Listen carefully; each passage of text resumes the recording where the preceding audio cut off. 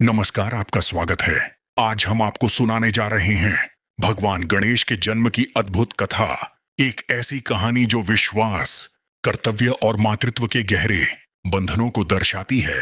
यह कथा हमें बताती है कि कैसे विघ्नहर्ता का जन्म हुआ। एक समय की बात है जब माता पार्वती कैलाश पर्वत पर स्नान करने की तैयारी कर रही थीं। उन्होंने अपनी दिव्य शक्तियों और शरीर पर लगे उपटन से एक बालक की सुंदर मूर्ति बनाई। अपने मातृत्व, स्नेह और अलौकिक शक्ति से उन्होंने उस निर्जीव मूर्ति में प्राण फूंक दिए।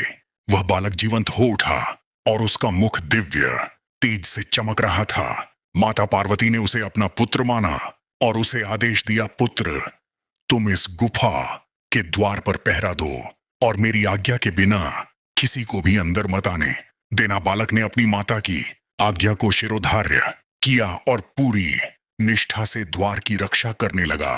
कुछ समय बाद भगवान शिव अपने ध्यान से लौटकर उस गुफा के पास आए। जब उन्होंने अंदर प्रवेश करने का प्रयास किया तो उस बालक ने उन्हें रोक दिया। बालक ने दृढ़ता से कहा, मेरी माता ने किसी को भी अंदर जाने की अनुमति नहीं दी है। भगवान शिव ने उसे समझाने का बहुत प्रयास किया कि वह पार्वती के पति हैं और यह उनका निवास है, लेकिन बालक अपनी माता के आदेश पर अडिग रहा। दोनों के बीच पहले तो वाद विवाद हुआ जो जल्द ही एक भयंकर युद्ध में बदल गया। शिव के गणों ने भी बालक को हटाने की कोशिश की पर वे सभी असफल रहे। बालक के हठ और असाधारण पराक्रम को देखकर भगवान शिव अत्यंत क्रोधित हो गए। अपने अपमान से आहत होकर उन्होंने अपने त्रिशूल से उस बालक का सिर धड़ से अलग कर दिया।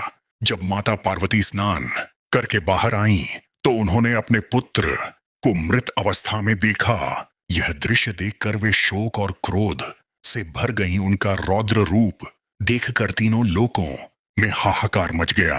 उन्होंने पूरी सृष्टि का विनाश करने की चेतावनी दी। सभी देवता भयभीत हो गए और उन्होंने भगवान शिव से इस संकट का समाधान करने की प्रार्थना की। स्थिति की गंभीरता को समझते हुए और अपनी प्रिय पार्वती को शांत करने के लिए भगवान शिव ने अपने गणों को उत्तर दिशा में जाने और जो भी पहला जीवित प्राणी मिले उसका सिर ले आने का आदेश दिया। गणों को सबसे पहले एक हाथी का बच्चा मिला और वे उसी का सिर ले आए। भगवान शिव ने उस हाथी के सिर को बालक के धड़ से जोड़ दिया और अपने मंत्रों की शक्ति से उसे पुनः जीवित कर दिया। इस प्रकार उस बालक का गजानन के रूप में पुनर्जन्म हुआ।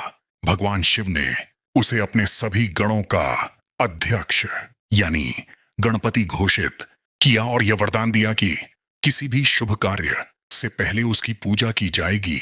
इस प्रकार भगवान गणेश का जन्म हुआ, जो आज पूरे विश्व में प्रथम पूज्य देवता के रूप में जाने जाते हैं। यह थी भगवान गणेश के जन्म की कथा।